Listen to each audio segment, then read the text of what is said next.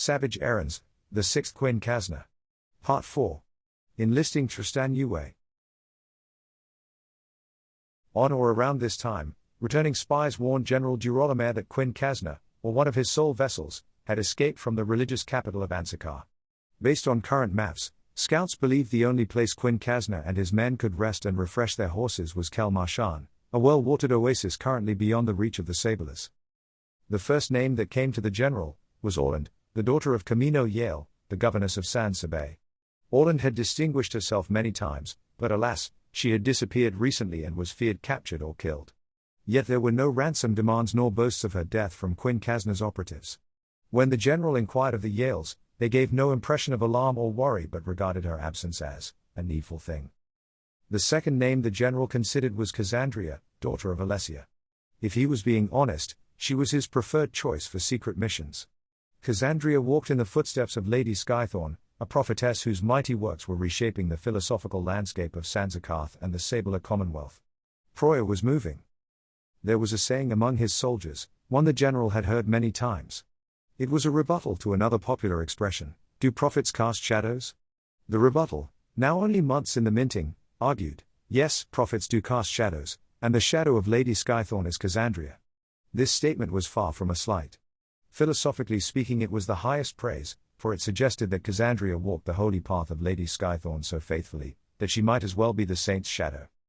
Yale princes, Cenedorn and his older brother Camdelian, had fathered Tristanué and her cousin Kuinkazner. Nevertheless, they had wildly different looks. Tristanué possessed a classic Kytherian complexion, save for her blue hair and blue eyes. But Kuinkazner's irrepressible Sarkin blood, that is, her semi-elven ancestry on her mother's side, blanched her island hues. Her skin was warm like honey, her hair a fiery fusible red, a shining profusion of steely wishes, like fury cast into a wave. In her gentler moods, her malachite eyes were bright and believing, in war, more so.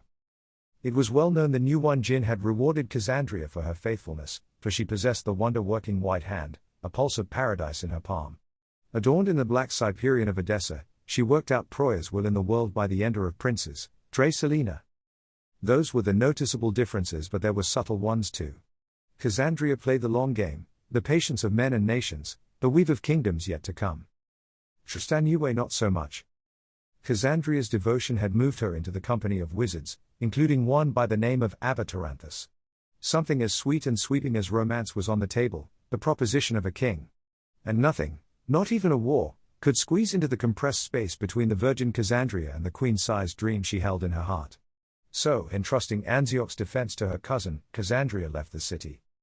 When Girolamo reflected on Tristanué's former victories, he could not, despite her youth, deny her cunning and resourcefulness. So, just as Hoel had before him, the general summoned the wild Tristanué for his savage errand. When she arrived, the general almost did not recognize her. Sefragello's armor cast the young black beauty in an entirely surer light.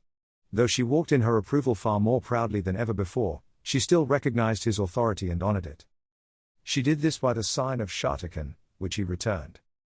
Despite all she had won for him, the general could not shake the fact she was, like her cousins Orland and Kuinkazner, not even 20 years of age. Other famous families introduced their eligible sons and daughters at soirees and political banquets and dances, but the Yales preferred battles in which to make their debuts.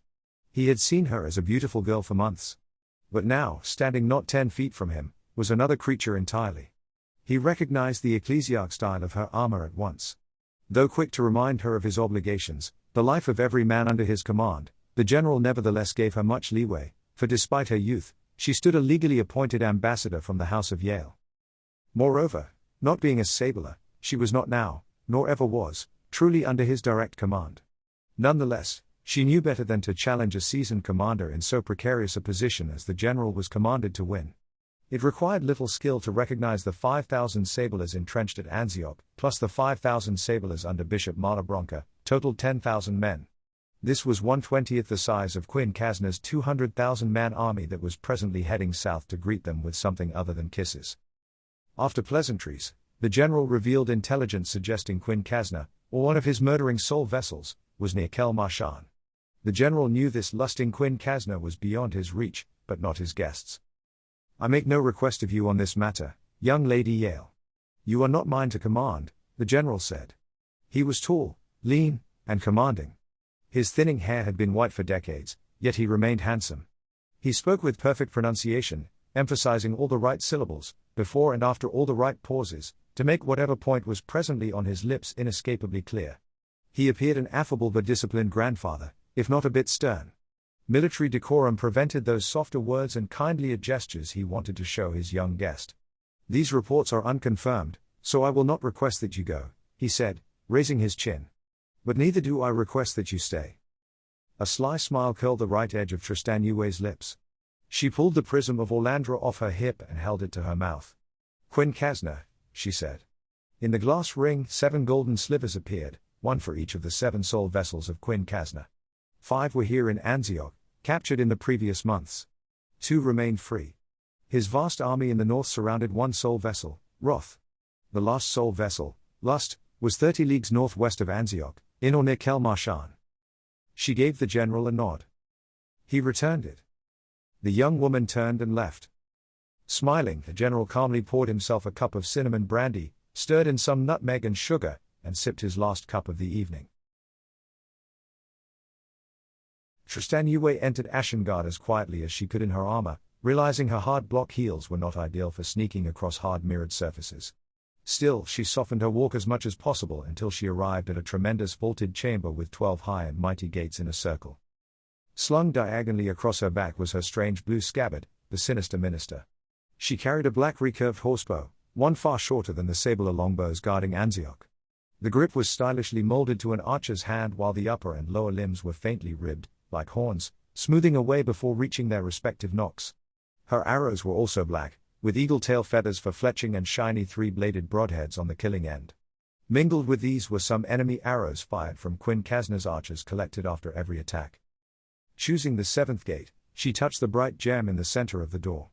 The jewel recessed, triggering outer steel radials of runes and glyphs which turned in their order, some clockwise, others counterclockwise, until every pin clicked into place, not loudly nor stridently, but more like the music of chimes. The doors opened with a loud sigh. Wafting out at once was the warm and wet balm of a primeval mist, a Rama forest. Walking into the undergrowth, she came to a moss-carpeted meadow pierced by a great spur of silver-streaked rock. Whistling loudly, she searched the weeping canopy until Mr. Midnight burst through the upper crowns, wings spread across 30 feet, black as doom, and lighted down in front of her. An Amira Supal or Titan falcon, Mr. Midnight was a vipin. Believed extinct for 1,000 years, they were recently discovered in a strange gated plain within Ashengard, the very one in which she was standing. When Tristanué realized vipins had survived the hunts of the Rovian kings, the dream she had as a child of women warriors riding brightly colored vipins high above the clouds came rushing up from the past. When she originally entered Ashengard's strange aviary, Mr. Midnight nearly killed her. Fortunately, her royal guest, King Wingard, tamed the colossal raptor with some secret persuasion for which his ancestors were rightly revered.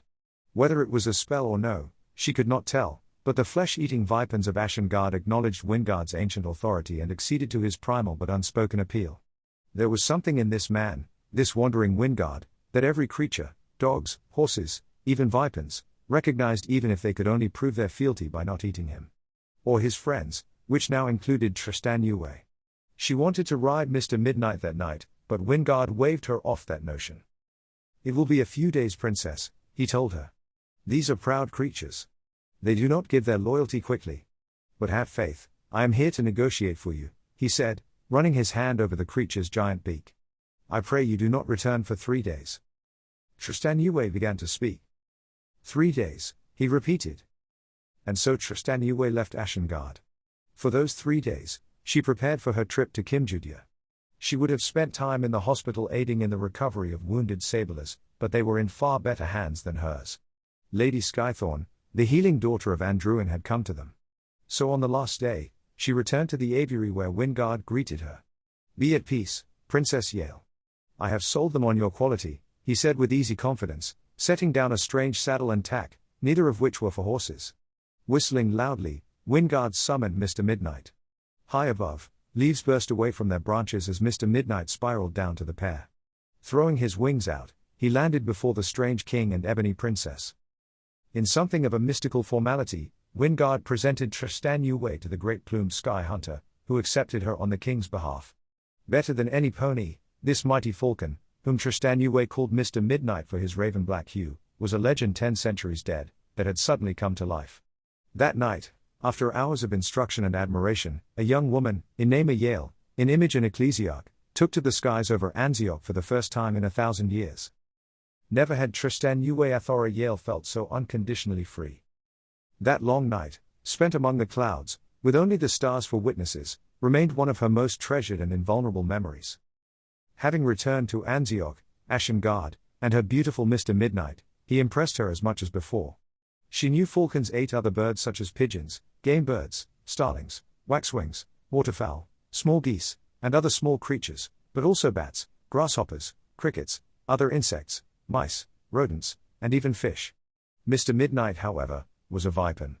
His diet consisted of virtually every other living thing: dogs, goats, rams, sheep, horses, lions, tigers, boar, elk, moose, bison, camels, giraffes, apes, giant boas, seals, sharks, dolphins, and even men. Legend told of vipers felling small dragons and hunting manticores. Such claims were not easily dismissed when one realized Mr. Midnight's talons could pierce through the thickest hide or easily punch through plate armor. His bite could snap the spine of a rhinoceros, and his beak could strip 100 pounds of hot muscle from the bone with an undemanding twist of its neck. For these most dangerous facts, Tristanué was grateful for Wingard's intervention, for the young woman would scarcely be a morsel for the colossal raptor should its mood ever turn against her. When Mr. Midnight lowered his head, Tristanué laid her forehead against his polished beak, her fingers softly tracing the Vinvenir runes carved in shallow lines along its edge. After a time, she stepped back and tied her long blue hair into a ponytail with a black leather thong. She looked back to the Viper's saddle and then to Mr. Midnight. "Time to hunt," she said.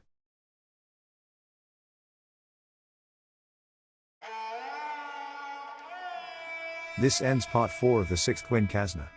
Please like, share, and subscribe.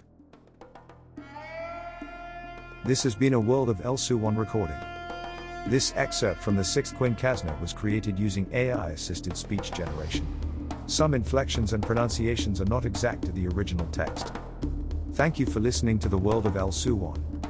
Copyright 2023. World of El Suwan.